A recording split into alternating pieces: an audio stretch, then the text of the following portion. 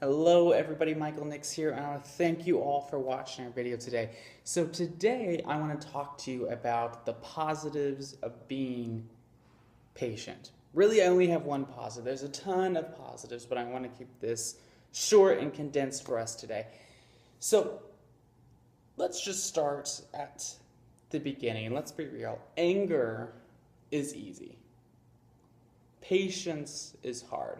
Anger is the result of no thinking, whereas patience is the result of thinking. Because when you have patience, you realize you can take the situation, the current situation, and you can see how it really plays into the now, and then you can see how it fits into the future. Because there are times when you should not be patient, and you should be a little disappointed or a hard ass, if you will. But patience requires that thought process, whereas anger is just, you just go crazy and who cares? So, how do you feel? What role do you feel that patience plays into leadership? Ask yourself that, and I'm sure I know your answer because I'm sure it's going to be like my answer. But I think patience is an important quality for a leader to have because I think people notice that patience. I think they are drawn to it, and I think they want to emulate it.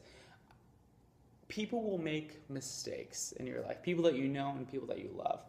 And you want to be that person who they can go to, who they can say, I screwed up, I messed up, I didn't do it right, or I made a mistake here. You want them to be able to go to you. You don't want to be that person where people try to, hide things from and, pull what's the expression? Put the wool over your eyes, things like that. You want to remain open to people. And I saw this quote somewhere. I forget where, but I'm going to steal it. But it advised you to use patience like you would salt. When you get your meal, you don't just take salt and you don't sprinkle it all over. I grabbed a remote for a demonstration for you in case you didn't know what it looked like to sprinkle salt over a meal. You don't drown your meal in salt because that would taste disgusting and also be very bad for you. And in the same way, you shouldn't overwhelm yourself with patience. I think people can tell when somebody genuinely messed up or when somebody really just couldn't quite figure it out. Their thought process was a little over here and you're like, okay, let's bring it down here. But you can tell that they tried. You can also tell when people are kind of bullshitting you or when people just didn't give a damn. I think in those situations, it's perfectly acceptable to not be patient with them and to, lay in them a little bit. And you can do that without screaming or losing your cool. You don't have to cuss them out or anything like that. But you should make them aware that you are not a fool. And like I said, you go about that by trusting your instincts. By, looking at the work or the task or whatever it may be and seeing that they did make that effort or they did not make that effort. So, again, treat patience like salt. I hope you know what I mean there. Because I really like that. When I was looking up things for this topic, I'm like, ooh, that's really good. I have to steal that. And I literally wrote it down in my idea journal. But I did not write down who said it because it was on a forum and I just totally forgot. Anyway, it doesn't matter. So what role does patience play in your life? Do you consider yourself a patient person? And if you don't, how do you become a patient person?